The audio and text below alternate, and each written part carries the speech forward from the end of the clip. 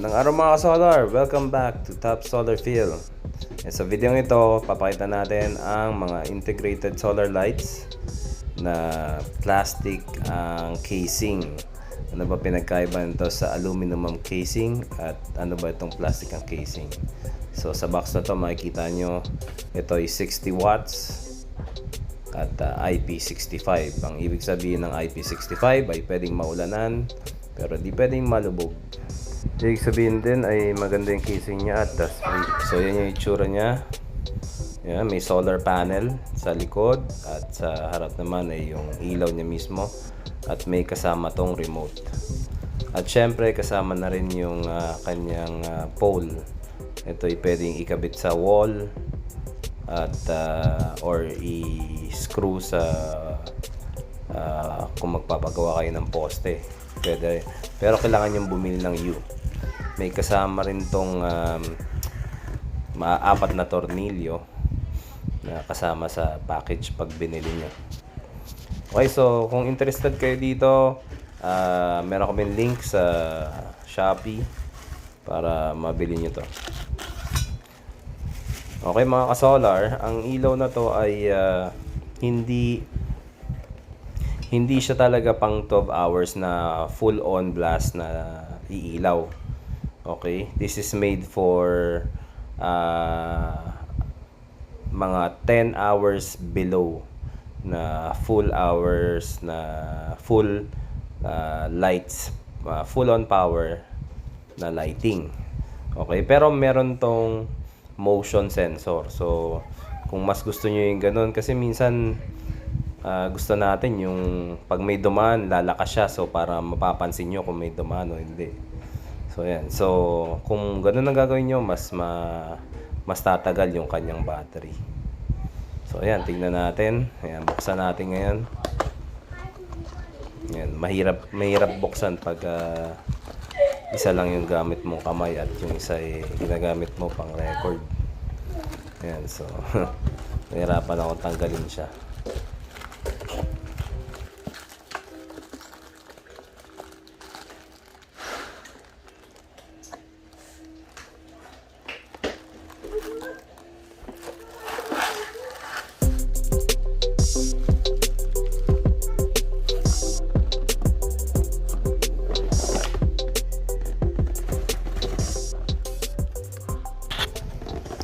So pagbukas nyo ng box, yan ang kasama niya.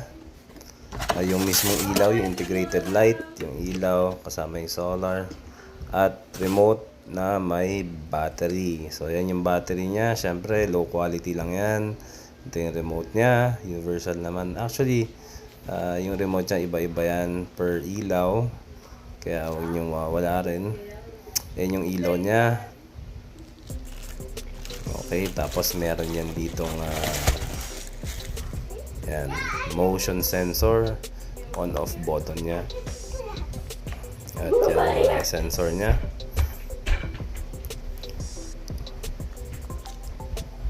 Ito na may remote niya. So lagyan natin yung battery para matest natin. Wait lang. Okay, nalagyan na natin yung battery.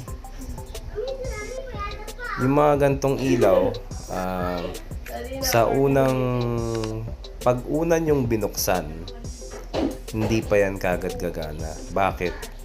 Kasi usually yan wala nang charge. Hindi na siya, ibig sabihin empty na yung kanyang baterya. So kailangan muna nating i-charge sa labas. Pwede natin doon, paarawan natin ng siguro mga 2-3 hours. Ito nga pala yung catalog niya. Ayan. Wala naman yan. Mga simpleng ano lang yan. Catalog. Generic. Okay, so paarawan natin siya ng mga 2-3 hours. Medyo cloudy ngayon, kaya sana ma-charge siya.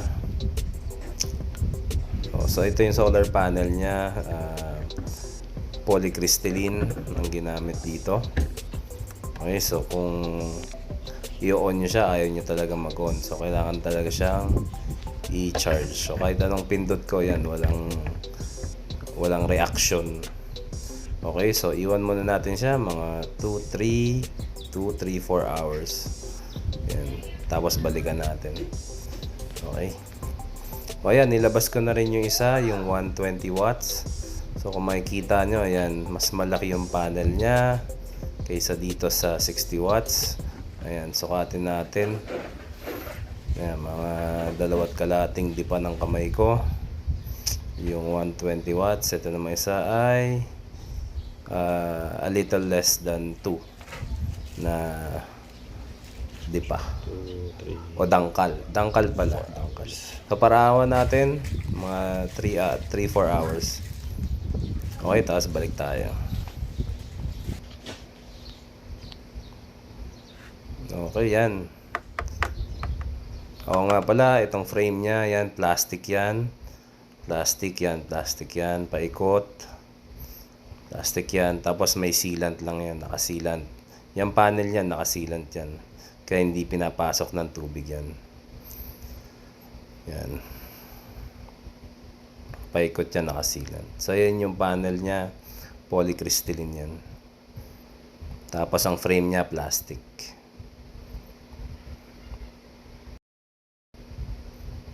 Ayan, tapos dito niya papasok yung pole na pinakita ko kanina. Pwede nyo ikabit yon sa wall. Pwede rin sa poste. Ayan, paraon muna natin yan. Tapos balikan natin mamaya. Try lang natin saglit. Kung meron ng reaction. Ayan. Okay, ayaw pa rin umilaw. Ayaw pa rin niya umilaw. Mamaya malalaman natin bakit ayaw niya umilaw. Papakita ko sa inyo bakit ayaw umilaw.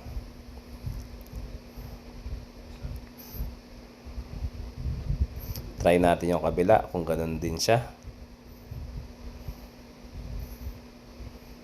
Ayaw din umilaw, di ba? Pero na-charge na yan kahit papano, so dapat umilaw na siya. Ayan, ayaw pa rin umilaw. Okay, bakit? Kasi sensitive sila sa liwanag. Yan, nakita nyo, ang lakas, di ba? Sensitive sila sa liwanag. Hindi sa mismong araw. Yung panel, sensitive sa liwanag. Kahit konting liwanag lang, ayaw niya nang mag-on. Okay, kahit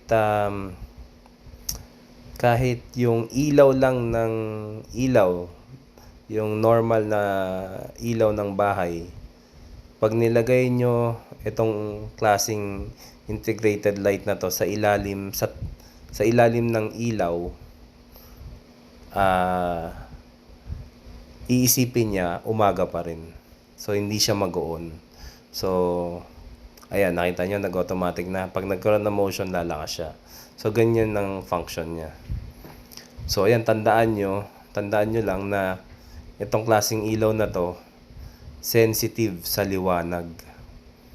Sensitive siya sa liwanag. Kaya wag nyong i-install sa ilalim ng ilaw. Okay, so ayan. Itong isa try natin. Yan, ayaw, 'di ba? Ayaw niya rin. Pero may gagawin tayo para matest. Yan. So testingin din natin dito. Ayan, umilaw din siya, 'di ba? So sensitive sila sa araw, sa ilaw, hindi sa araw mismo, sa ilaw. So mamaya i-test ulit natin, makikita nyo yung yung sinasabi ko na sensitive sila sa ilaw at hindi lang sa araw. So ayan, ayan, pag walang motion, hihina siya. Pero pag motion, lalakas siya.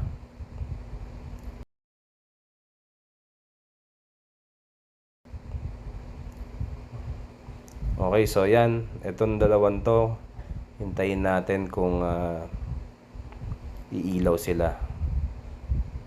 Yan. Pero, tinan nyo. Kahit yung puting table, yan, puting table yan ayaw nilang umilaw. Kasi iniisip nila, liwanag yun. Medyo may tumatagos na liwanag, ayaw nilang umilaw. Ayan di ba? Yung isa, ayaw din. Sobrang sensitive sa liwanag or sa bright na item. Yan. So, basta tandaan nyo lang, kung i-install nyo to, dapat walang ilaw sa taas niya. Walang ilaw sa taas niya, dapat nakapatay. Or dapat talagang walang ilaw. Yan, tinan nyo, may tetest tayo dito. Lagyan natin ng mat to. Lagyan ko ng mat to. At tignan natin kung iilaw sila. Wait lang.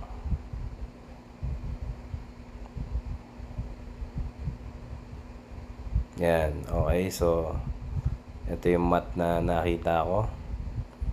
Wait lang sorry, isa lang yung kamay hirap Yan.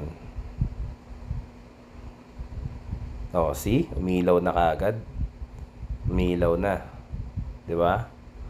Tapos tingnan nyo, sa sobrang sensitive nakabaliktad na yung isa. Yung isa yung maliit, yung 60 watts. Ayaw niya pa rin umilaw. Kasi kahit dun sa maliit na, yung mga puti na yan, tumatagos yung ilaw at na-sense niya na may liwanag. So, ayaw niya pa rin umilaw. Ayan, tingnan nyo Ayan. Tingnan nyo gagawin ko dito. Tatakpan ko lang konti ng katawan ko to. Iilaw na yan. Ayan, tingnan mo. Tinatakpan ko dito. Mamaya tatakpan ko ng katawan ko, iilaw na yan. Yan. Wait nyo lang.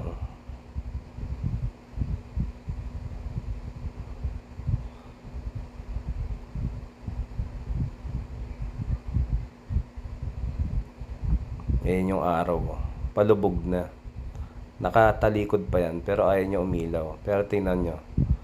Ayan tatakpan ko ng katawan ko konti. Ayun, umilaw. 'Di ba? Ganun siya ka-sensitive. Sobrang sensitive niya. Yan. Tingin ko yan dyan. Tumatagos yung ilaw. Kaya kapag may tumagos dyan, ayaw niya pa rin umilaw. Yan. So, patayin muna natin.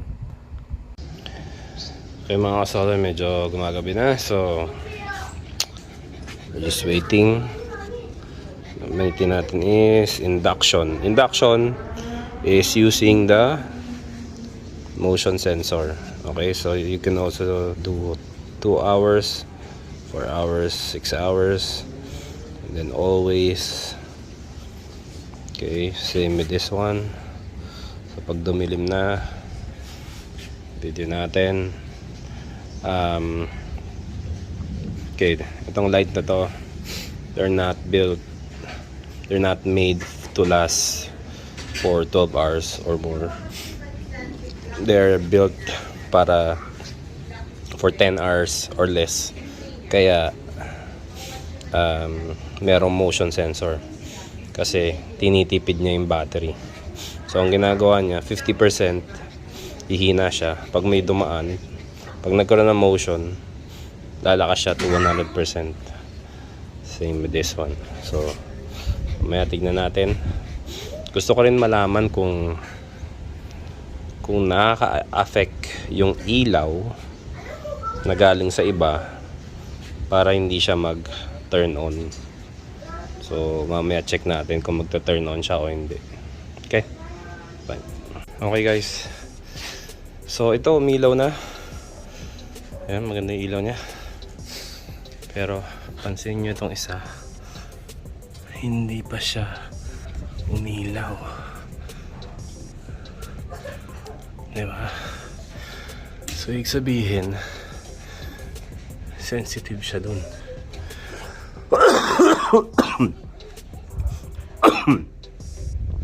Sa ilaw ng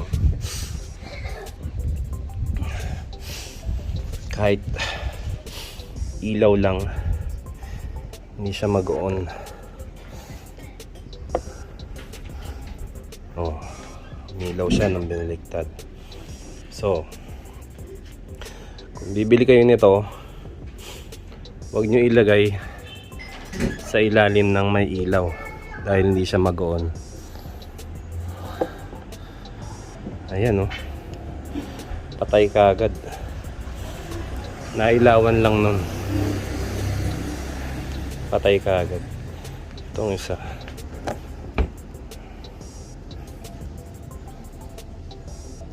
oh, patay ka agad.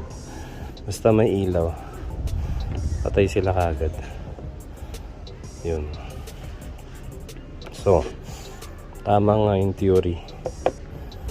Dahil merong bumili nito, in-install niya sa pader niya, pero sa taas ng ilaw may ilaw at ayaw gumana. So yun pala yun. So ayan, oh, humihina siya pag walang motion, pero pag nagka-motion, yun, lalakas. Okay guys, that's it mga pansit. That's it mga kasolar.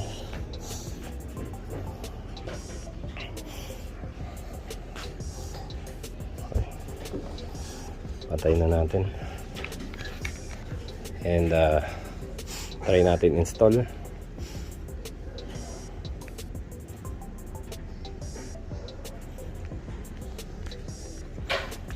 So pwede yan i-off, oh, dito.